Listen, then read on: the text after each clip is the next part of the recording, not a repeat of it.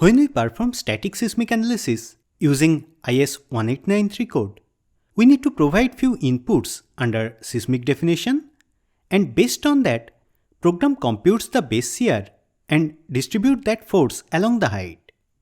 Though this seems like a simple process, it's not that easy. There are 15 different inputs required for seismic analysis, most of which varies with the structure, and among these, few are very close, like DT and GL parameter or DM and DF parameter. If any of these parameters is incorrectly assigned, that may lead to incorrect seismic force calculation and unsafe design. Apart from seismic definition, there are few other inputs required for seismic analysis, like irregularity checks or consideration of cracked section properties. Do you know about all these requirements, or when and where these values are used during analysis?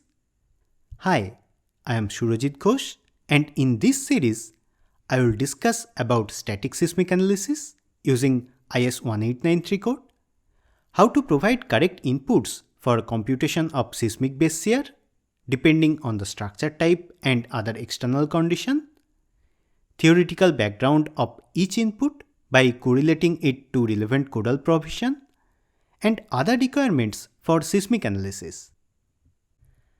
IS 1893 is the seismic design guide for India, and it is divided in 5 different parts depending on the structure type and usage. Part 1 is the most important code. It provides the general provision for earthquake resistant structure. Along with that, criteria for seismic analysis of any building structure, irrespective of material. We can follow this code for seismic analysis of any concrete, steel or composite building. Not only this, Part 1 is used as a base code for other type of structure like water tank, bridge or industrial structure. All general requirements are followed from this code, and additional provisions are considered from relevant part. IS 1893 only provides the guideline of earthquake resistant design by considering proper framing system and lateral force. For complete seismic design, we need to follow some additional criteria which is mentioned in relevant seismic detailing code. IS 13920 for ductile detailing of concrete structure and Chapter 12 of IS 800-2007 for steel detailing. When we use these codes for design, several design criteria depend on the seismic input like the response reduction factor used in Chapter 12. By the way, draft version of the new seismic detailing code for steel is already published, and once it is released, it will replace the existing Chapter 12 of IS 800.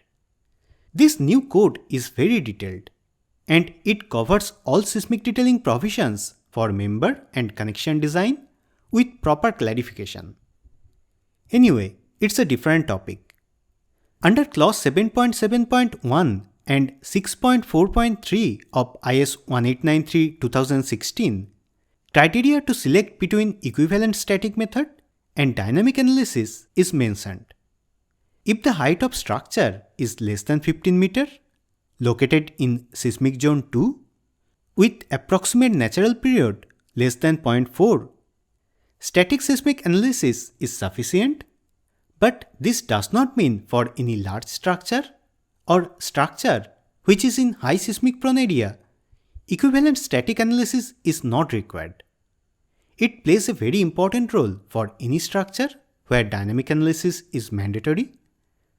Under clause 7.7.3, code suggests to compare the base shear obtained from a response spectra or time history analysis with static seismic analysis. If VB is less than VB bar, then we need to use a scale factor to magnify the response quantities obtained from dynamic analysis. That's why for dynamic analysis, we need to provide static seismic inputs for comparison of base shear.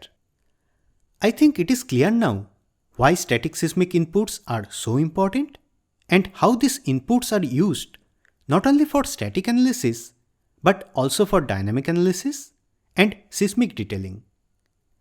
Apart from the seismic definition, there are several other requirements mentioned in IS 1893-2016 for seismic analysis, like minimum base shear check as per clause 7.2.2, consideration of vertical and plane irregularities, cracked section properties, reduction of base shear for underground structure. In this series, I'll cover all these topics and how to provide required inputs for seismic analysis using latest features of Connect Edition. Stay tuned for more updates.